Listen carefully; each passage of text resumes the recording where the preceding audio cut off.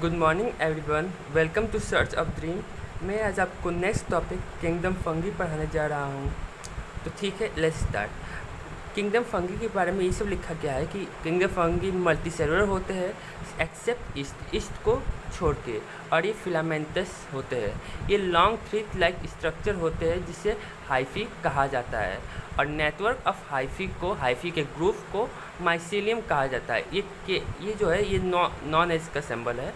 और यहाँ पे कॉनोसिटिक हाइफी के बारे में भी एनसीईआरटी में बोला गया है। कॉनोसिटिक हाइफी उस हाइफी को कहते हैं जो एक कॉन्टिन्यूस ट्यूब होता है और जिसमें मल्टी न्यूक्लिएटेड साइटोप्लाज्म भरा हुआ होता है। जैसे देख लीजिए, जैसे ये एक हाइफी है, एक ट्यूब थ्री लाइक स्ट्रक्चर में थोड़ा मोटा बनाया हूँ, पर जब रियलिटी में देखेंगे तो ऐसे ऐसे बस धागे जैसे हल्के स्ट्रक्चर होते हैं।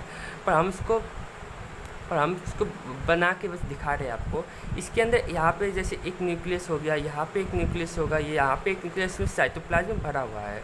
तो ऐसे स्ट्रक्चर को अगर ऐसा हो जैसे एक लंबा ट्यूब लाइक स्ट्रक्चर हो जिसमें साइटोप्लाज्म भरा हुआ हो और वो मल्टी न्यूक्लिएटेड हो, तो उसको ही हम कॉनोसिटिक हाइफी कहते हैं। तो इसमें सिम्बायोटिक रिलेशनशिप के बारे में बताया गया कि कौन कौन सा रिलेशनशिप ये सब शो करते हैं जो सिम्बायोटिक होता है। पहला रिलेशनशिप होता है लिचेन, जिसमें फंगी और एल्गी का एसोसिएशन होता है, और दूसरा एसोसिएशन होता है माइकोराइजा, जो फंगी और रूट ऑफ हायर प्लांट का एसोसिएशन होता है। देखिए, sexual cycle involve following 3 step, क्योंकि जब फंगी सेक्सुअल रिप्रोडक्शन करते हैं तो वो कुछ स्टेप्स फॉलो करते हैं। जो ये है, पहला स्टेप है fusion of protoplasm between 2 motile और non motile gamete called plasmodium. मतलब सबसे पहले क्या होता है, फ्यूजन ऑफ प्रोटोप्लाज्म होता है। दूसरा होता है फ्यूजन ऑफ 2 न्यूक्लाई, क्योंकि उसके बाद 2 न्यूक्लाई का फ्यूजन होता है जिसे कार्डियोगेमिक कहते हैं। उसके बाद meiosis in zygote resulting in haploid spore. उसके बाद मियोसिस होता है जाइगोट का, जिसके परिणाम से हैप्लॉइड स्पोर के अंदर मियोसिस होता है जाइगोट का। अगला, 1 सेल हैव 2 न्यूक्लाई। अगर एक सेल के पास 2 न्यूक्लाई हो तो उसे डाइकार्योटिक स्टेज कहते हैं। This condition known as dikaryon. अगर ये कंडीशन हो तो उसे डाइकार्योन कहते हैं। अगर इस तरह के फेज को डाइकार्यो फेज कहते हैं। तो ठीक है, नेक्स्ट। तो अब हम फंगी के फीचर के बारे में पढ़ेंगे। देखिए, इसमें फंगी के 4 टाइप्स दिए गए हैं। पहला फाइकोमाइसिटिस, एस्कोमाइसिटिस, बेसिडियोमाइसिटिस और ड्यूट्रोमाइसिटिस। फाइकोमाइसिटिस के 2 टाइप हम बता रहे हैं। इसमें ऊमाइसिटिस और जाइगोमाइसिटिस होता है। ऊमाइसिटिस को एल्गल फंगी कहते हैं और जाइगोमाइसिटिस को कॉन्जुगेशन फंगी कहा जाता है। एस्कोमाइसिटिस को सेक्ट फंगी कहा जाता है। बेसिडियोमाइसिटिस को क्लब फंगी कहा जाता है और ड्यूट्रोमाइसिटिस को इम्परफेक्ट फंगी कहा जाता है। तो अब इसके हर एक फीचर के बारे में पढ़ेंगे जो बुक्स में दिया हुआ है। पहला हैबिटाट। इसका हैबिटाट क्या होता है, तो देखिए, जो फाइकोमाइसिटिस में जो ऊमाइसिटिस है सिर्फ वही एक्वेटिक होता है, और जाइगोमाइसिटिस से एस्को, बेसिडियो, ड्यूटेरो ये सब टेरेस्ट्रियल होते हैं। ठीक है।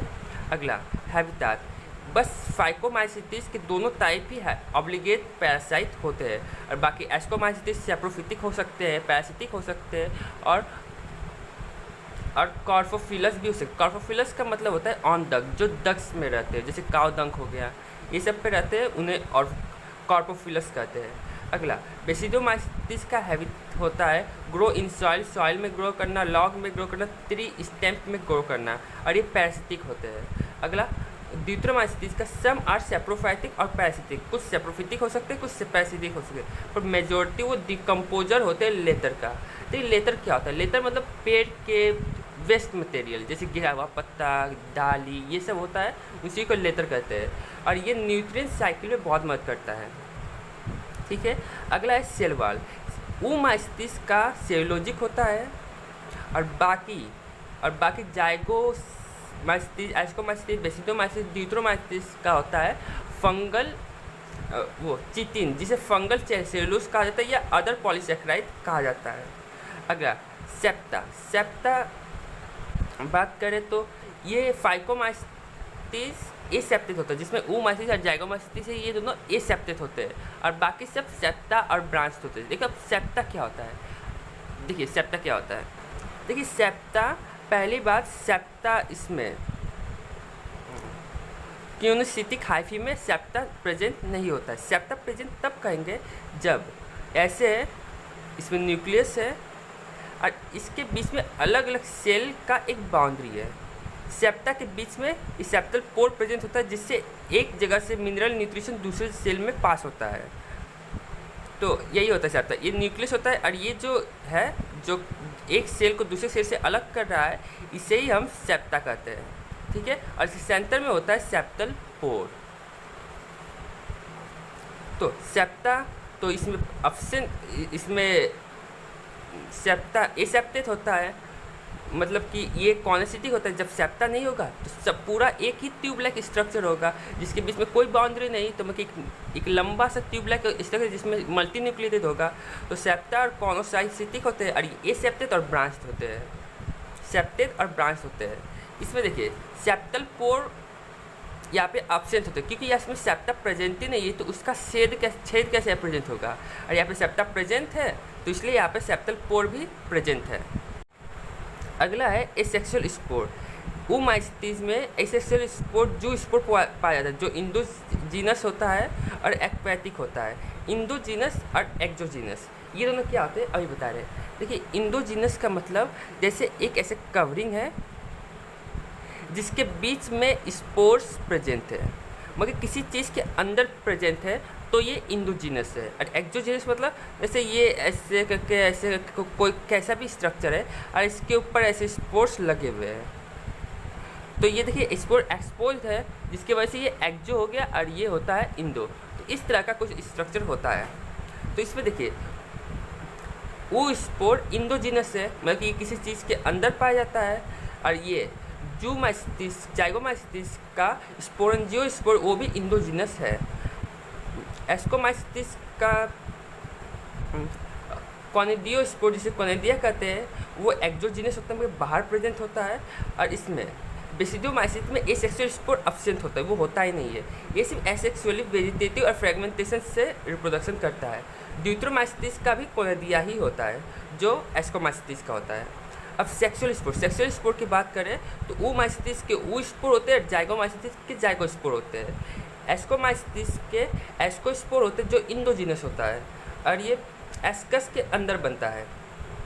और बेसिडोमाइसिटिस के बेसिडियोस्पोर होता है, जो एक्सोजीनस होता है, जो बेसिडियम के ऊपर बनता है।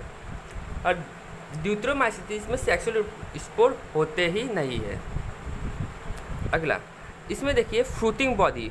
फाइकोमाइसिटिस में फ्रूटिंग बॉडी एब्सेंट होता है। एस्कोमाइसिटिस के एक्सोकार्प होता है, बेसिडियोमाइसिस के बेसिडियोकार्प होता है। ड्यूट्रोमाइसिटिस में भी एब्सेंट होता है।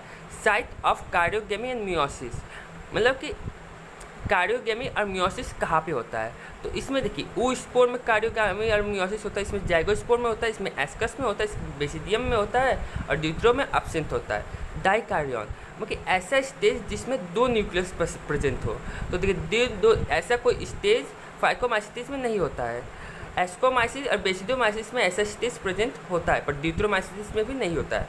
अब इसके जो पिंक कलर में ये इसका एग्जाम्पल दिया हुआ है, और किसी किसी के नीचे उस एग्जाम्पल के जैसे कुछ डिजीज़ या कोई फ़ायदे ये सब भी दिया हुआ है, तो ये थोड़ा ध्यान से पढ़ लीजिएगा।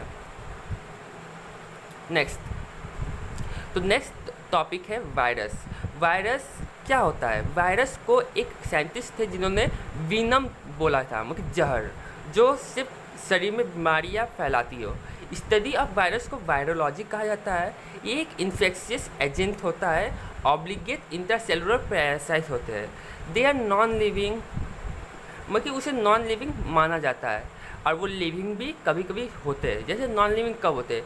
जब वो किसी होस्ट के अंदर नहीं रहते हैं तो वो हो जाते हैं नॉन लिविंग। अगर वो किसी होस्ट के अंदर रहते हैं तब वो लिविंग बन जाते हैं। एक्सेप्शन ऑफ लिविंग थ्योरी, जो लिविंग थ्योरी है उसका एक्सेप्शन है। Link between living and non living, क्योंकि यही एक है जो एक फेज में लिविंग होता है, दूसरे फेज में नॉन लिविंग होता है, जिसके वजह से ये लिंक होता है लिविंग और नॉन लिविंग के बीच में। अगला डिस्कवरी ऑफ वायरोलॉजी। वायरोलॉजी के अंदर जो जो डिस्कवरीज किए गया है, पहला डिस्कवरी किए DJ लेवेनॉक्स स्काई, ये 1892 में डिस्कवरी किए थे। इन्होंने टोबैको मोज़ेक डिजीज़ के बारे में जानकारी इकट्ठा की थी जो टोबैको लीफ पे होती है। ये एक एजेंट के द्वारा होता है जो एक वायरस है, जिसे टोबैको मोज़ेक वायरस नाम दिया गया, और ये पहला वायरस है जिसे डिस्कवर किया गया है। Virus can pass through bacterial filter, क्योंकि वायरस बैक्टीरिया के फिल्टर से पास कर सकता है। जिसके अंदर से बैक्टीरिया पास नहीं कर सकती, उसके अंदर से वायरस पास कर सकता है। मतलब वो बैक्टीरिया से भी छोटा होता है। तो सबसे स्मॉलेस्ट लिविंग में बैक्टीरिया वायरस का नाम क्यों नहीं होता है? क्यों? इसलिए नहीं होता क्योंकि वायरस को लिविंग है या नॉन लिविंग है आज तक ये पता चला ही नहीं है। ठीक है, और माइकोप्लाज्मा भी उससे पास नहीं करता है, मतलब वायरस माइकोप्लाज्मा से भी बहुत छोटा होता है। नेक्स्ट अगला MW विजर्निक, जो 1898 में ये थ्योरी निकाले थे, कॉन्टेजियम वाइवम फ्लूइडम। इसका मतलब होता है, कॉन्टेजियम का मतलब होता है इन्फेक्शियस, वाइवम का मतलब होता है लिविंग, फ्लूइडम का मतलब होता है फ्लूइड।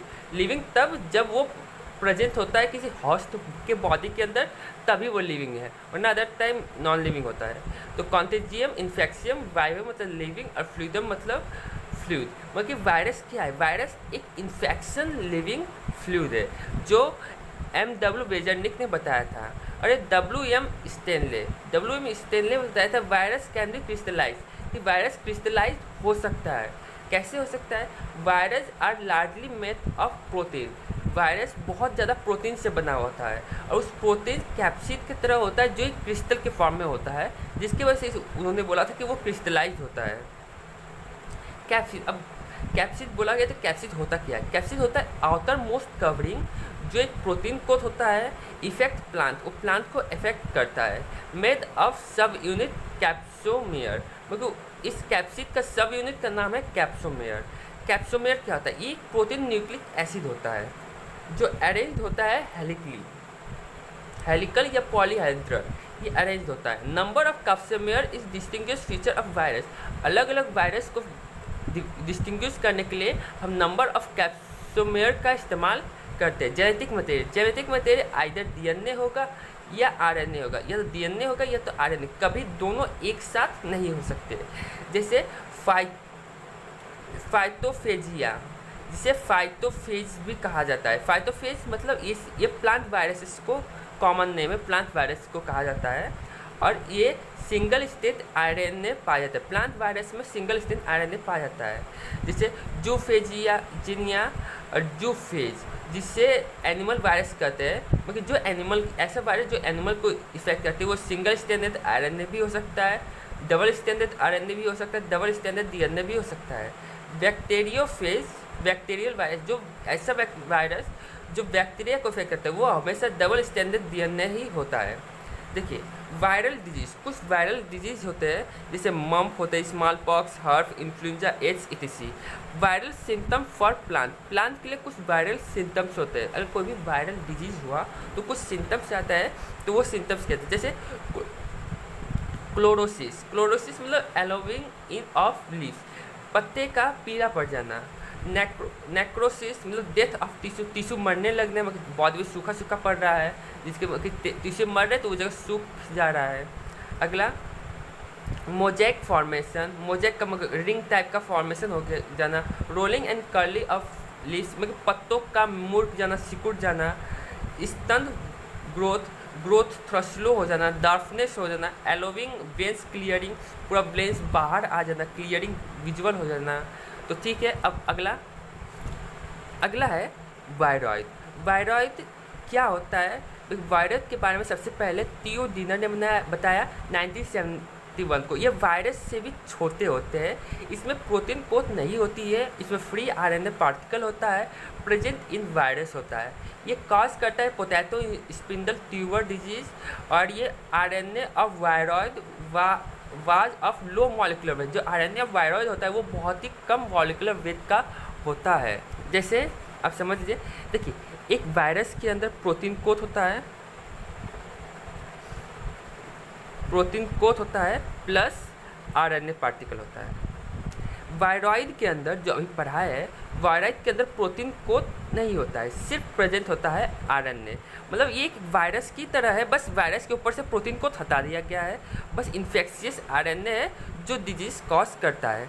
अगला है वायरोजॉइड। वायरोजॉइड रैंडल के द्वारा बताया गया था। ये आरएनए वायरस का आरएनए भी होता है और इसमें प्रोटीन कोड भी पाया जाता है। Replicate in host cell, non pathogenic, non infectious. जैसे अब वायरोसॉइड क्यों बनाया गया है, ये तो समझ में आ गया कि वायरॉइड क्यों है। अब वायरोसॉइड क्यों बनाया गया है? देखिए वायरोसॉइड इसलिए बनाया गया है, इसमें देखिए वायरस के प्रोटीन कोड होता है, प्रोटीन कोड होता है, आरएनए भी होता है। पर देखिए वायरस क्या होता है, एक वेनम है, मतलब इन्फेक्शियस होता है। पर ये जो वायरोजॉइड है वो इन्फेक्शियस नहीं, वो क्या है, नॉन इन्फेक्शियस है। ये नॉन इन्फेक्शियस है, मतलब एक तरह का वायरस ही है, बस वो जो ऐसा वायरस जो बीमारी न फैलाता हो। अगला पायरॉन्स। पायरॉन्स एल्बर्ट कैटल के द्वारा बताया गया था। ये एक स्मॉलर देन वायरस, ये वायरस से भी छोटा होता है क्योंकि ये एबनॉर्मली फोल्डेड प्रोटीन्स ये एबनॉर्मली फोल्डेड प्रोटीन्स होता है, बस एक प्रोटीन का गुच्छा, ठीक है। और ये इन्फेक्शियस पार्टिकल होता है, जो इन्फेक्शन होता है ये पैथोजेनिक होता है। ये एनालोगस ऑफ क्रूटिजिलफिल्स जैकॉब होता है। अगला डिजीज़, ये एक डिजीज़ कॉज करता है जो काउ में होता है, जिसे मैड काउ डिजीज़ कहा जाता है। बोविफॉन स्पॉन्जी फॉर्म ऑफ इकेपेलोफेथ। तो ठीक है, ये बोविफॉन स्पॉन्जी फॉर्म ऑफ इकेपेलोफेथ होता है, इस डिजीज़ का दूसरा नाम है। अगला लिचेन। लिचेन क्या होता है अभी बताया, ये एल्गी और फंगी का सिम्बायोटिक एसोसिएशन होता है, जिसमें एल्गी फूड प्रोवाइड करता है और फंगी प्रोवाइड शेल्टर करता है, मिनरल को एब्जॉर्ब करता है और वाटर करता है। तो इस हिसाब से देखिए एल्गी का बस सिर्फ फूड देने का काम है और फंगी का शेल्टर देता है, मिनरल्स न्यूट्रिशन भी प्रोवाइड करता है और वाटर भी प्रोवाइड करता है, जिसका मतलब कि एल्गी कम होगा फंगी ज़्यादा होगा। तो एकदम वैसा ही होता है। जैसे फाइकोबाइन, एल्गल कंपोनेंट को फाइकोबाइन कहा जाता है जो सिर्फ 5% होता है, और माइकोबाइन जिसे फंगल कंपोनेंट को कहा जाता है जो 95% होता है। It is pollution indicator. Lichen एक तरह का पॉल्यूशन इंडिकेटर है क्योंकि ये पॉल्यूटेड एरिया पे ग्रो नहीं कर सकता। तो ठीक है, कंग्रेचुलेसन, आज आपको बायोलॉजिकल क्लासिफिकेशन 1 शॉर्ट में ख़त्म हो चुका है। ठीक है, मिलते हैं नेक्स्ट चैप्टर पर।